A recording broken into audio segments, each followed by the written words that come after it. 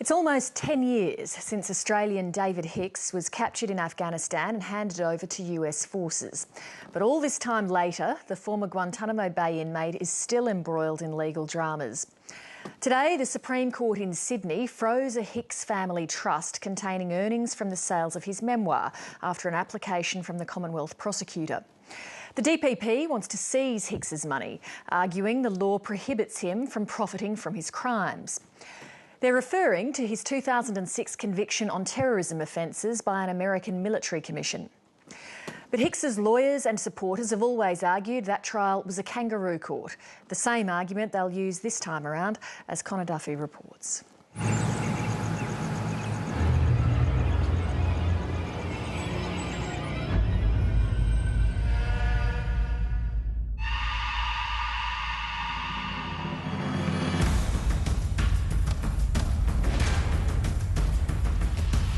David Hicks became the face of homegrown jihad, a young Australian who flew from Adelaide to Afghanistan to train with Al-Qaeda, even meeting the world's most hated terrorist.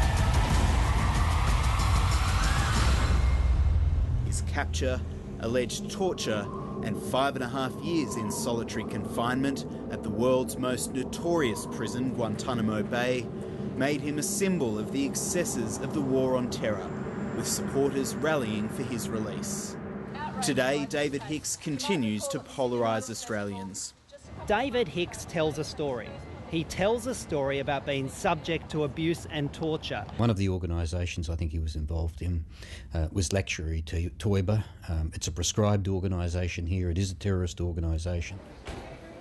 It was only in October last year that David Hicks broke his silence to give the public his version of events, releasing the book Guantanamo, My Journey. He did it. I was proud of him today.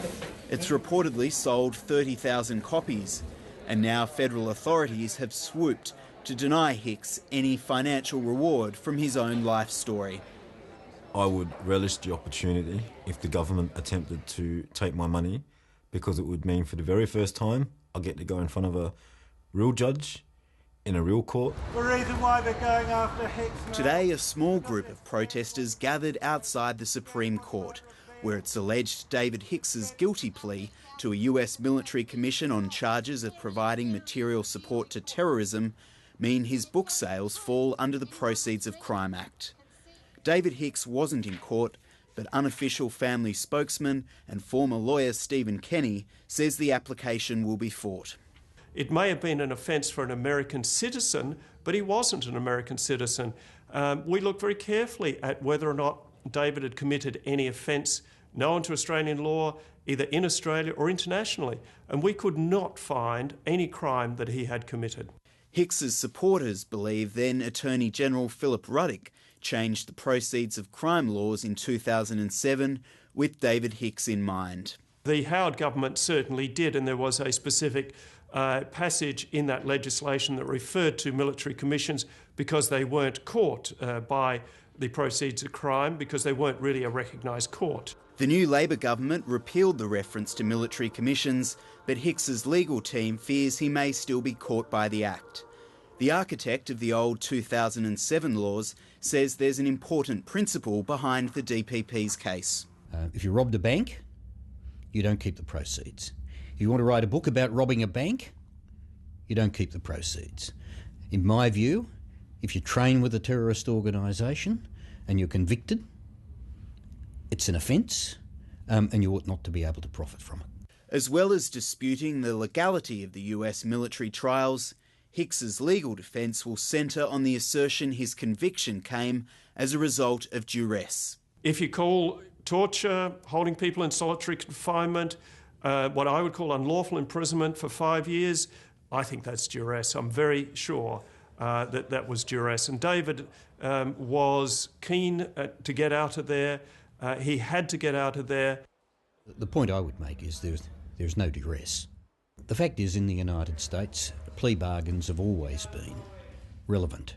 And you are entitled to plead guilty to a lesser offence in expectation that you might get a lesser penalty. Some might argue that if he'd been pursued fully He could have been convicted of more serious offences. The Hicks case has raised broader questions about the proceeds of crime laws, with claims profits from books and commentary by other convicted criminals are being left alone. The notorious criminal Mark Chopper Reed, corrupt detective Roger Rogerson, and Melbourne lawyer Andrew Fraser, who was jailed for cocaine importation, have also published autobiographies and appear regularly in the media. Does Andrew Fraser, the lawyer from Melbourne, does he have to account for his actions? I mean, he's written books. Have they gone for his assets? When we talk about the law, what do we mean? The tax law? Do we mean civil law? Do we mean criminal law? The legislation under which the government have to bring this claim, the Commonwealth Proceeds of Crimes Act, is badly flawed, and I think the government will probably lose as a matter of law.